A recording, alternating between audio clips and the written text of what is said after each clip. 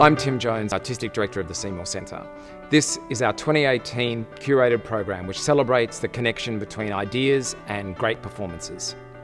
In March, I'm really looking forward to a return to the Seymour Centre of one of the world's great theatre companies, Complicity, who'll be coming here with their production, A Pacifist Guide to the War on Cancer. Discussing the disease of cancer, but on a much broader scale, it's about illness and about death, I suppose, and about relationships with people who are ill and how you relate to them. The show actually was performed outside of London. First of all, we opened it in Manchester in the north of England, and then we played in Exeter. I think people who had been directly affected by the disease found it exceptionally moving. To mark 10 years since the apology to the stolen generations, we present two works by major Indigenous artists and companies as part of a public discussion about how far Australia's come since that significant day a decade ago. First up is Katie Beckett's Which Way Home, and then Nathan Maynard's The Season.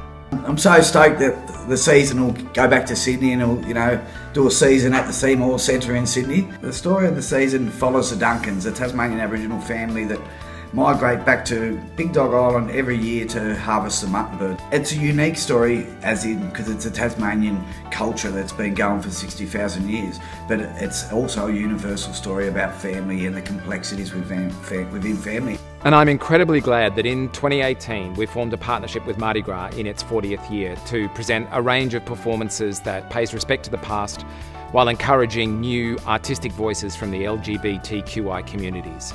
Sydney drag legend Mitzi McIntosh will be here in her first ever one-woman show. Our favourite courtyard sessions, they'll be back in special Mardi Gras sessions.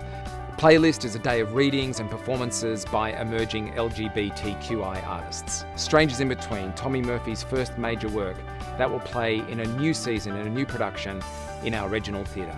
Strangers in Between is a beautiful Australian play written by Tommy Murphy, I think back in the early 2000s, and it's a classic kind of coming-of-age story about a young kid from Goulburn who comes to Sydney to discover himself, discover his sexuality, to chase a few demons away and to escape from his bad home life in Goulburn. Our program in the regional theatre presents performances that are often large-scale by some of Australia's leading independent arts companies. A highlight will be a production of a rarely seen Australian classic, Richard Bainen's The Shifting Heart, presented by Kim Hardwick and her team at White Box Theatre. The play is dedicated to a Polish immigrant who was so distraught at not being understood or not being accepted that he committed suicide. One of the fantastic occurrences of this play is the revelation that one of the characters has towards the end of the play. And after all of the recriminations, after all of the abuse, after witnessing the tremendous corruption that happens in the play, it's because he's personally involved that he's able to have the shifting heart. And it seems that almost every other city has experienced the genius of Annie Baker's The Flick, and now it's Sydney's turn in a new production that comes from Outhouse Theatre. The Flick is about three cinemarshers, Rose, Avery and Sam, and they work in this sort of crappy, rundown movie theatre in small-town Massachusetts in America. And most interestingly, I think, we see them really trying to connect on a profound level in a very fast-changing world. And also from Outhouse Theatre comes a play by Chris Urch, a play that details with incredible humanity and tremendous power the difficulties that gay people face in Uganda. That's The Rolling Stone.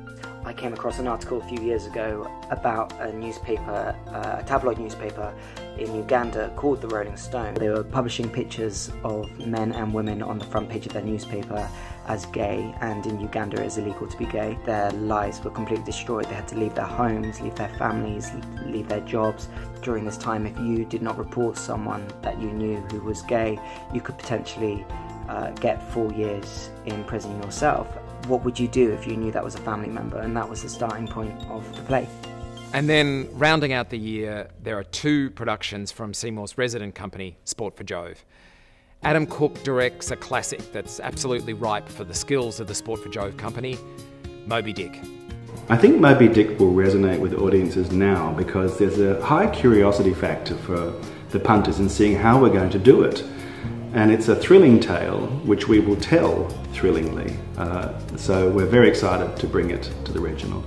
And the year ends with a major premiere by one of Australia's leading playwrights, Alana Valentine.